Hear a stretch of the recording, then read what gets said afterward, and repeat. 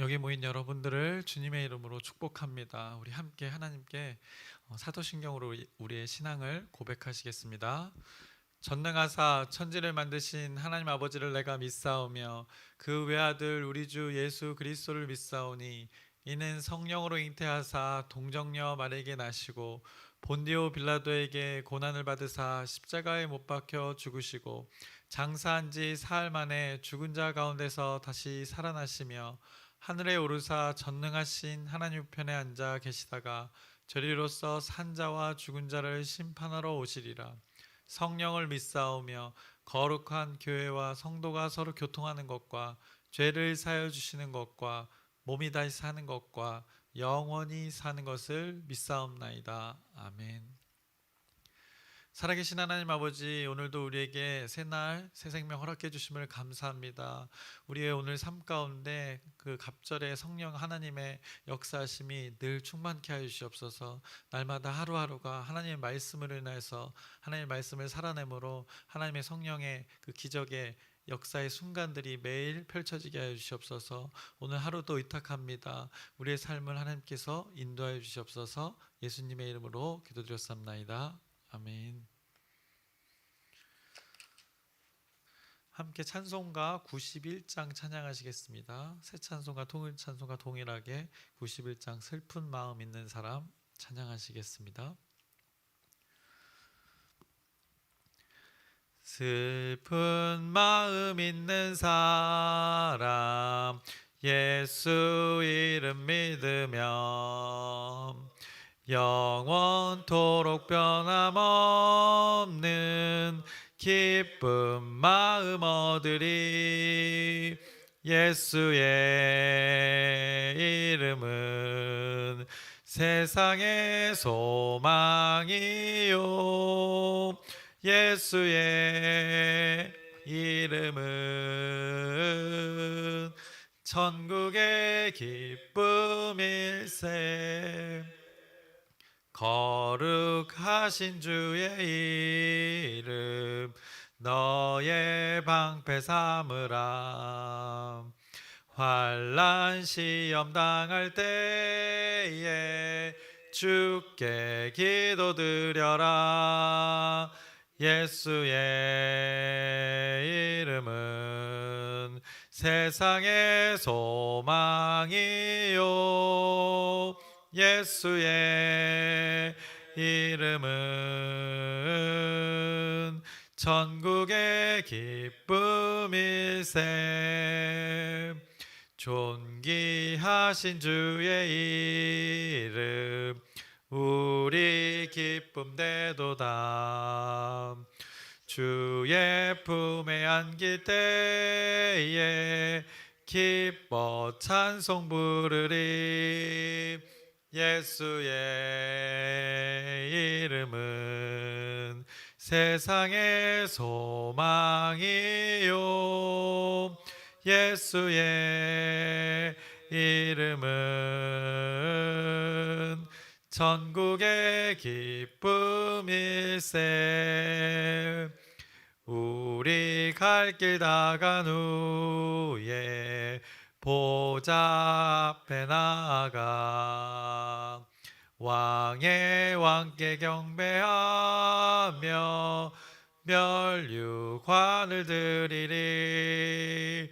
예수의 이름은 세상의 소망이요 예수의 이름은 천국의 기쁨일세. 아멘. 오늘 함께 나누실 말씀은 열왕기하 4장 8절부터 37절까지의 말씀을 나누겠습니다. 열왕기하 4장 8절부터 37절까지의 말씀을 나누겠습니다. 말씀은 나누면서 확인하도록 하겠습니다. 그래서 어제 말씀에서는 이제 과부와 엘리사가 등장했습니다. 그리고 이제 그 만남 가운데 이제 기적이 일어났습니다. 이 과부는 두 아이가 있었고 두 아이가 종으로 끌려갈 판이었습니다.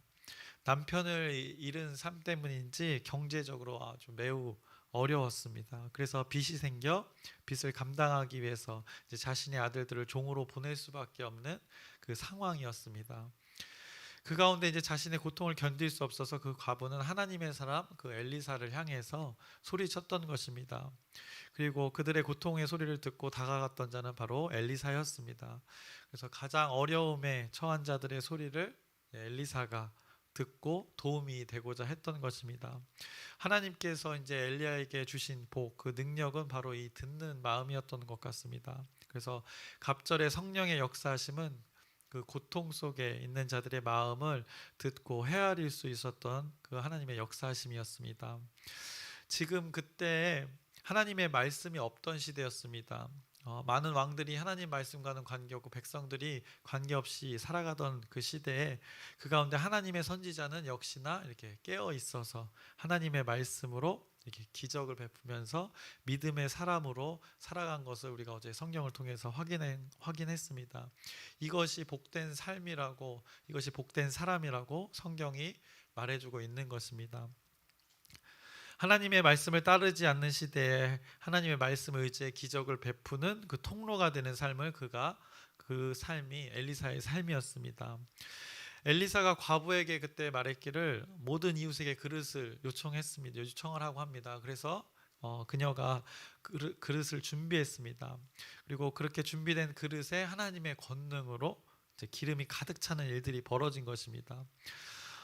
그 가득 찬 많은 그릇들의 그 기름으로 인해서 그 과부와 두 아들의 일상의 삶을 살아가게 될 수 있는 실제가 벌어진 것을 성경이 말씀했습니다.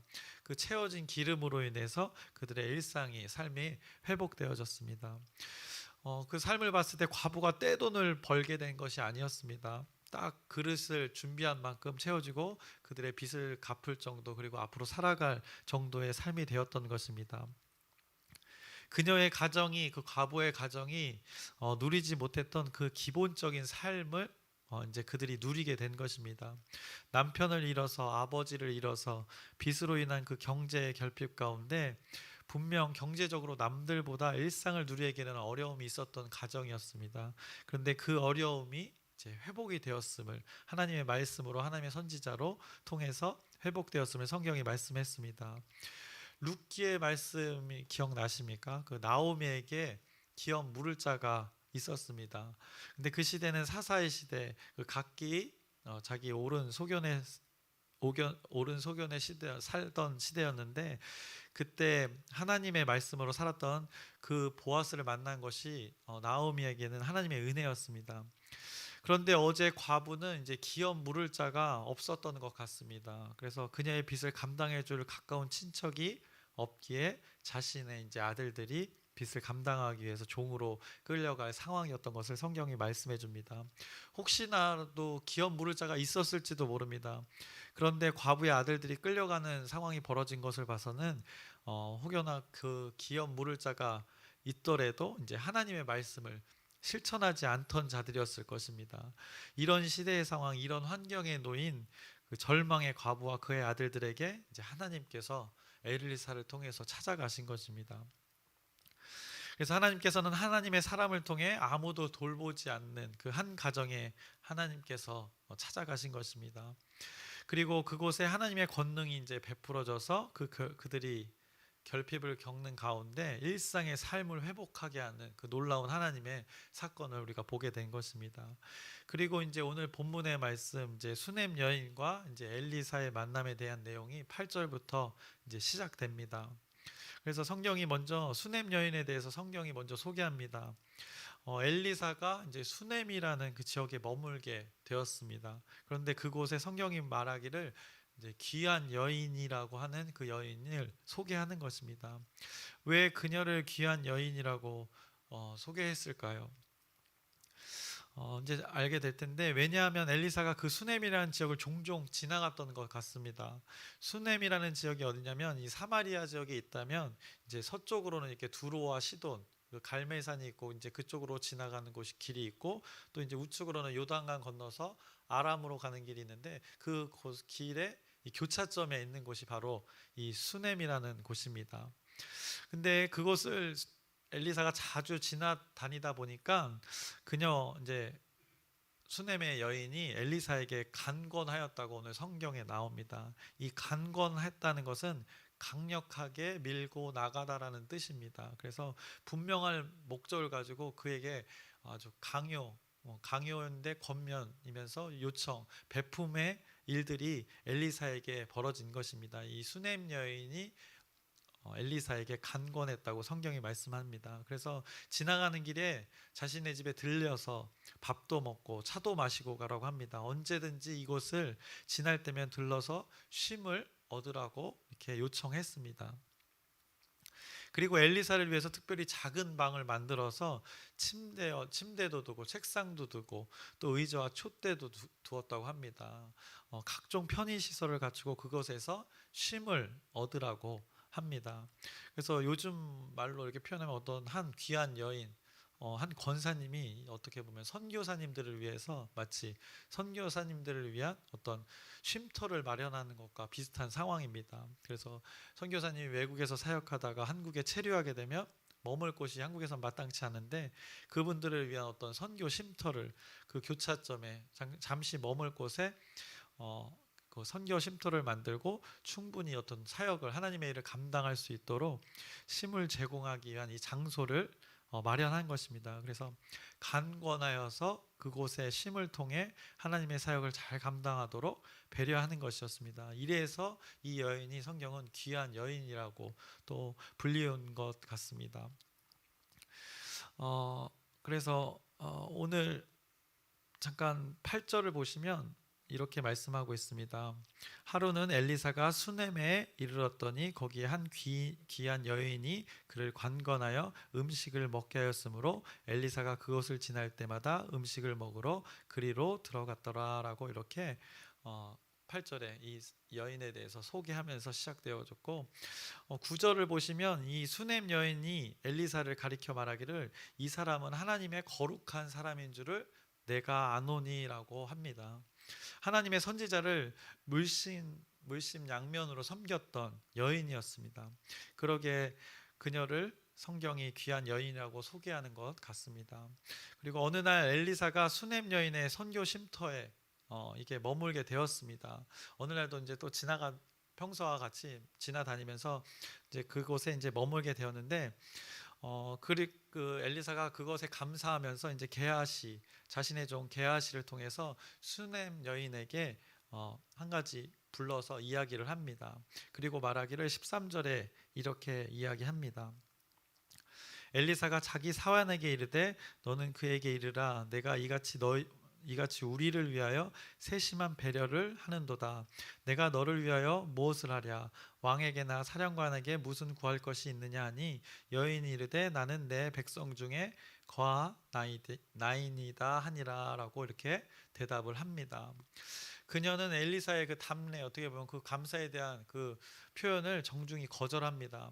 엘리사가 이 섬김 받은 것이 너무나 감사해서 왕이나 어떤 사령관의 영향력에 있는 그 베품을 자기가 말해서 어떻게든 간청해서 요청해 보려고 했던 것입니다. 그런데 그녀가 답하기로는 자신은 자신들과 현재 함께하고 있는 이 내 백성들과 소통하는 것이 더 좋다고 그 엘리사의 제안을 정중히 거절했던 것입니다. 그래서 어떤 높은 신분의 위치에 그 사람들의 베품보다 자신과 가까이 있는 사람들과의 그 소통을 더 중요시 여겼던 그녀의 모습을 보게 됩니다. 그래서 참으로 귀한 여인이라고도 성경이 표현하는 것입니다. 무엇이 중요한지를 아는 여인이었던 것입니다. 자신과 늘 관계하던 자들과의 소통을 더욱 중시 여기는 그런 자임을 우리가 이 말씀을 통해서 이 답을 통해서 보게 됩니다. 그녀의 거절에 엘리사는 이제 그녀에게 베품을 계속해서 하고자 합니다. 그래서 게하시에게 이렇게 베품을 하고자 하는데 이제 게하시가 말합니다. 그녀에 대한 정보를 주는 것입니다. 그래서 수넴 여인이 아들이 없다는 것입니다. 그리고 남편은 늙었다는 것입니다. 그래서 이에 엘리사가 수넴 여인을 부릅니다. 그리고 그녀에게 선포하기를 1년 후 이맘때에 당신이 그 여인이 그녀가 아들을 가지게 될 것을 이제 선포합니다. 그랬더니 수넴 여인이 하는 말이 한마디로 엘리사님 그 농담이 너무 심한 거 아니요? 라는 이런 뉘앙스로 그런 말 하지 말라고 합니다. 그것은 불가능한 일인 것처럼 이제 답변을 했습니다. 이것을 14절에서 16절에 보시면 잘 나타나 있습니다. 엘리사가 이르되 그러면 그를 위하여 무엇을 하여야 할까 하니 게하시가 대답하되 참으로 이 여인은 아들이 없고 그 남편은 늙었나이다 하니 이르되 다시 부르라 하여 부르매 여인이 문에 서니라. 엘리사가 이르되 한 해가 지나 이때쯤에 내가 아들을 안으리라 하니 여인이 이르되 아니로소이다. 내 주 하나님의 사람이여 당신의 계집종을 속이지 마옵소서 하니라 라고 이렇게 고백을 했던 것입니다. 그런데 엘리사의 선포가 실제로 이루어집니다. 17절입니다. 여인이 과연 잉태하여 한 해가 지나 이때쯤에 엘리사가 여인에게 말한 대로 아들을 낳았더라 라고 놀라운 일이 벌어진 것입니다.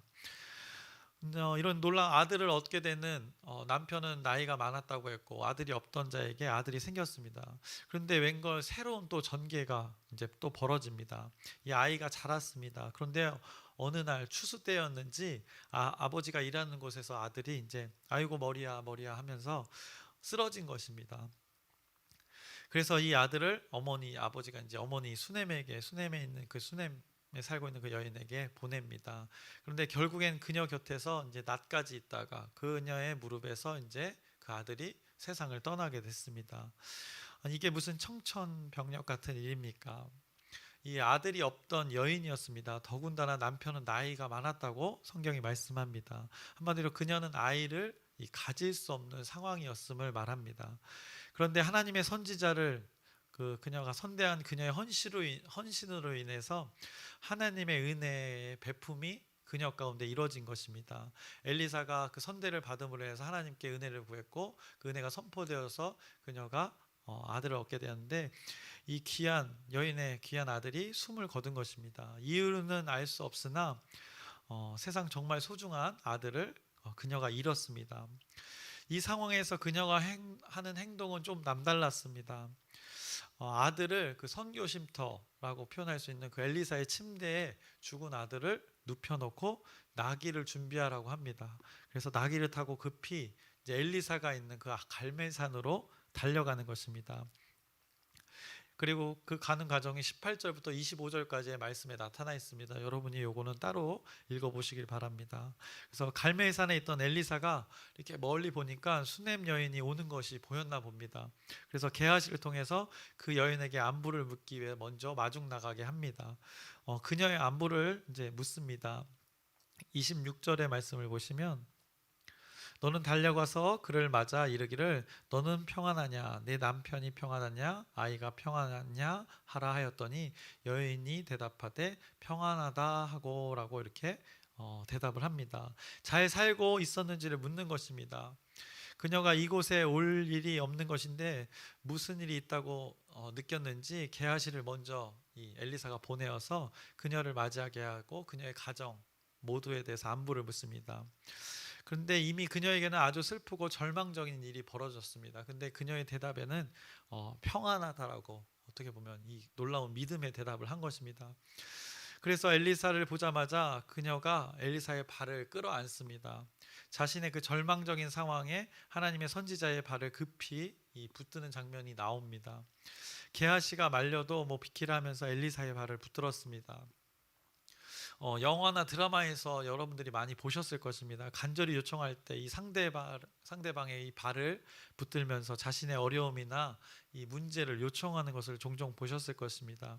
그 간절함의 모습이 오늘 수넴 여인의 모습 가운데 나타납니다. 믿음으로 평안하다고 대답했고 자신의 아들을 그 쉼터에 어떻게 보면 그 침대에 눕히고 왔지만 그 가운데 이 간절함이 여기서 나타나고 있습니다. 그러면서 그녀가 하는 말이 28절의 말입니다. 여인이 이르되 내가 내 주께 아들을 구하더이까 나를 속이지 말라고 내가 말하지 아니하더이까 하니라고 이렇게 그녀가 이야기했습니다. 제가 아들을 달라고 했습니까? 제가 말하기를 저를 속이지 말라고 말씀드리지 않았습니까? 라고 이렇게 지금 말하는 것입니다. 아니 아들을 왜 주셨다가 다시 죽게 맞는 것입니까? 라고 이렇게 하는 것입니다. 내가 달라고 한 적 없지 않습니까? 왜 주셔서 이런 고통을 느끼게 하냐는 것입니다. 한마디로 어떤 이 지금 자신이 겪고 있는 고통에 대해서 엘리사에게 지금 하소연하고 있는 것입니다. 자신의 고통이 너무 큼을 지금 말하고 있는 것입니다.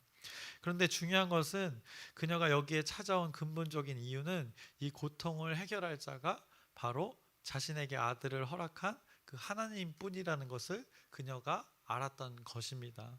그래서 이렇게 놀라운 믿음의 행동을 하는 것입니다. 평안을 묻는 그 대답에 평안하다고 대답하고, 또 그 죽은 아들을 곁에 같이 있는 것이 아니라, 머물고 있는 것이 아니라 그 아들을 두고 지금 하나님의 선지자, 하나님의 말씀이 있는 자에게 찾아온 것입니다. 그리고 여기 아들의 죽음 앞에서도 엘리사 앞으로 쉬지 않고 이렇게 나귀를 타고 빨리 오게 된 것입니다. 수넴 여인은 이미 불가능한 그 하나님의 역사를 경험한 그 여인이었습니다. 자신이 아들을 가질 수 없는 상황에서 자식을 가지게 된 하나님의 역사를 경험한 그 여인이었습니다. 원래 그녀의 삶을 보자면 그녀는 어떻게 보면 아무런 문제 없이 살아갔습니다. 하나님의 선지자를 섬기는 것을 보니까 어느 정도 이 재물도 있었던 것으로 보입니다. 늘 음식을 대접하고 장소도 제공했고, 그리고 그 장소에 책상이며 촛대며 이 각종 편의시설을 구비할 정도면 이 재력이 어느 정도 당시에 있었던 것 같습니다. 앞서 사장의 그 과부의 삶과는 사뭇 다른 환경의 그 여인이었습니다. 어떻게 보면 넉넉한 삶을 사는 여인의 삶이었습니다. 그녀의 삶에는 아무 문제가 없던 것 같은 삶이었습니다. 다만 알아보니까 수넴 여인에게는 그 아들이 없었던 것입니다. 더군다나 남편이 나이가 많아서 이제 자식은 포기하고 어떻게 보면 자신의 삶의 환경에서 자족하며 살았던 것입니다. 그런데 그녀가 삶에서 자족하며 하나님의 선지자를 섬겼던 그 섬김과 그 베품으로 인해서 하나님의 베품이 그녀에게 임했던 것입니다. 하나님의 은혜로 그 엘리사의 선포를 통해서 그녀가 아들을 갖게 된 것입니다. 그런데 그 아들이 죽게 된 것입니다.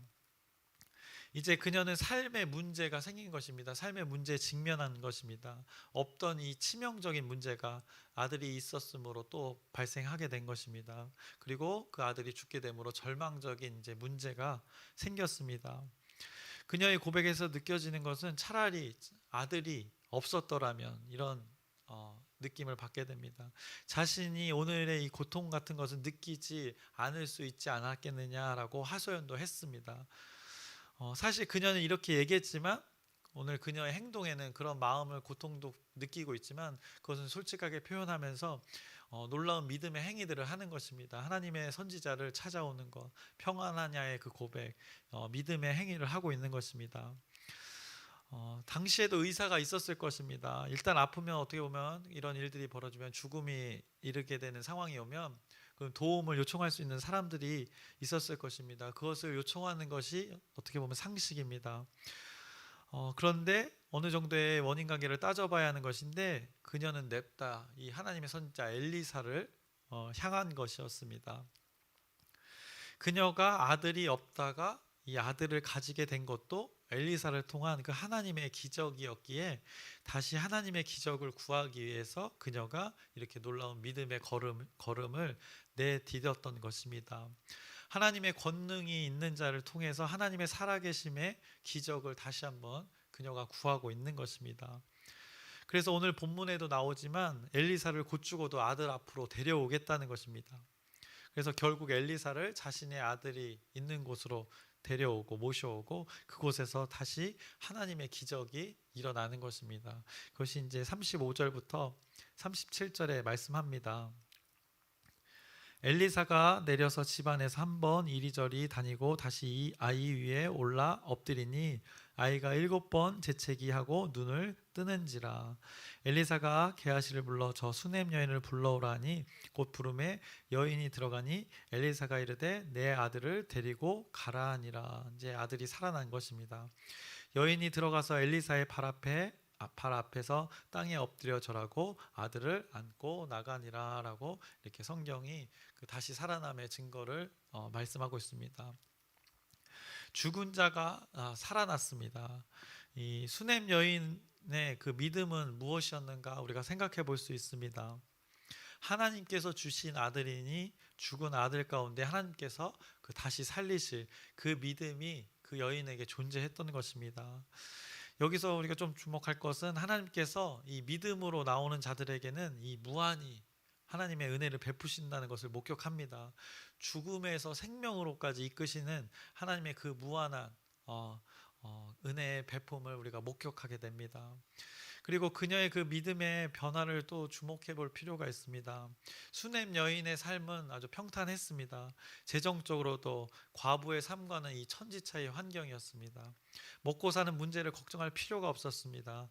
누가 보기에도 넉넉히 사고 약간의 문제가 있었지만 자족하며 잘 살고 있었던 상태였습니다.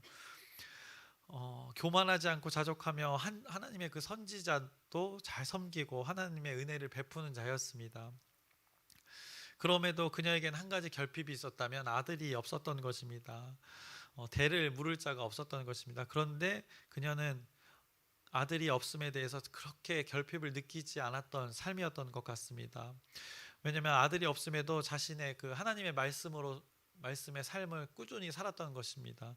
하나님의 말씀을 가진 자, 선지자를 섬기는 하나님의 사람들을 섬기는 그 귀한 일들을 잘 감당했었기 때문입니다.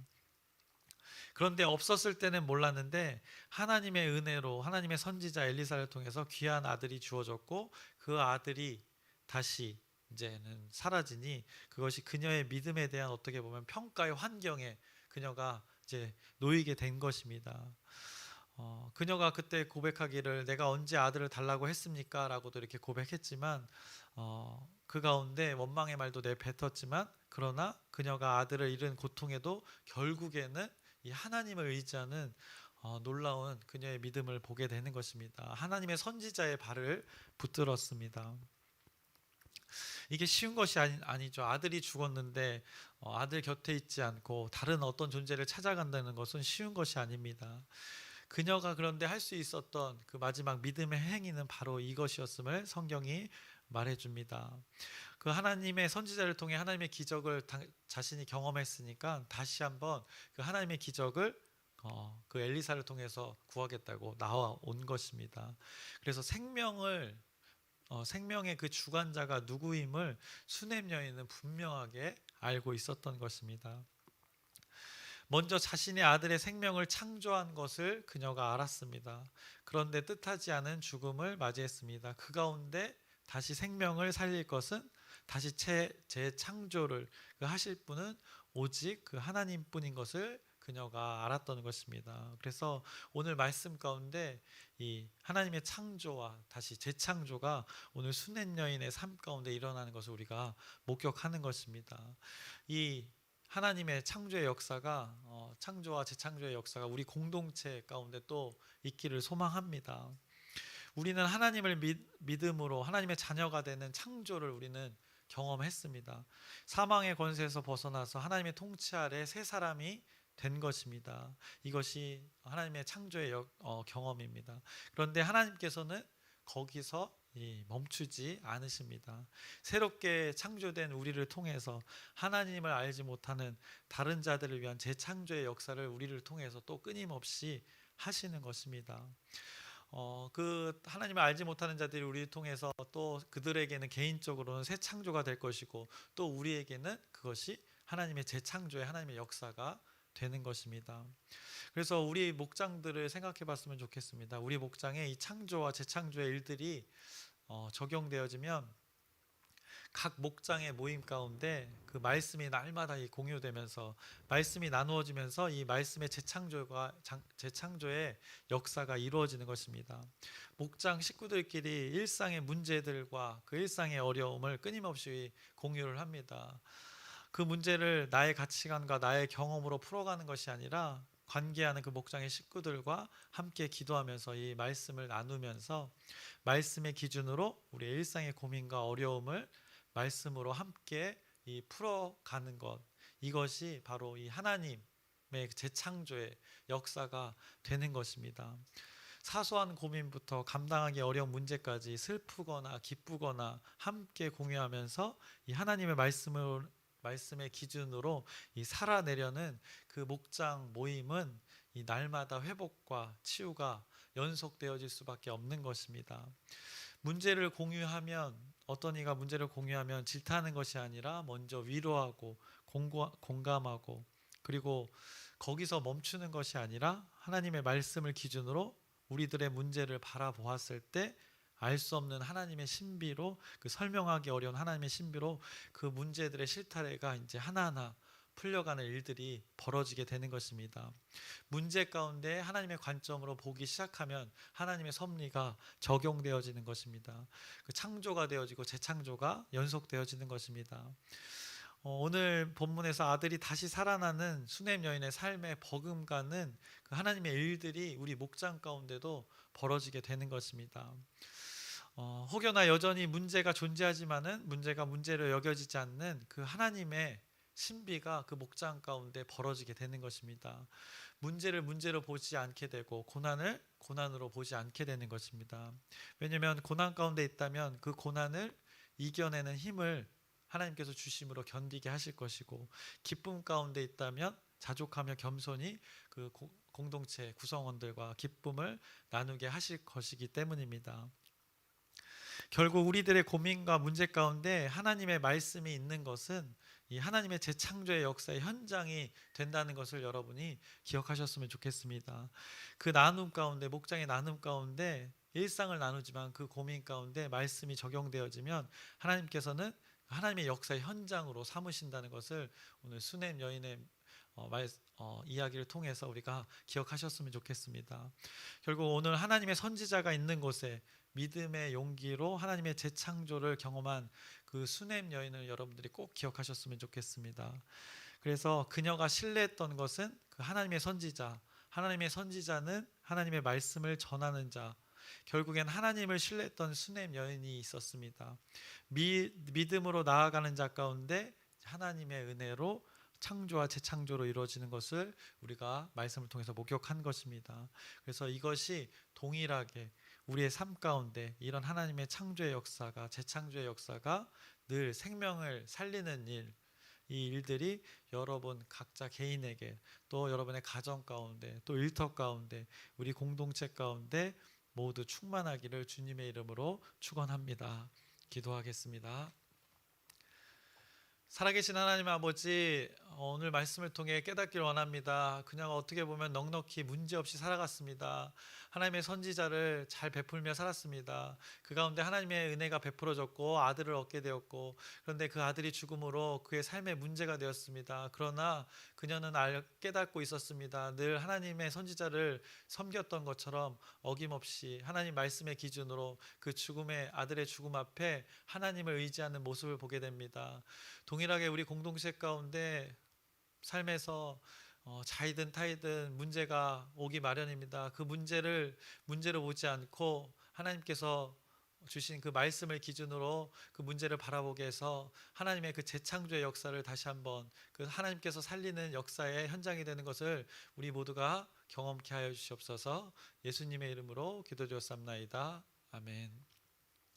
하늘에 계신 우리 아버지여, 이름이 거룩히 여김을 받으시오며 나라의 마옵시며 뜻이 하늘에서 이루어진 것 같이 땅에서도 이루어지이다.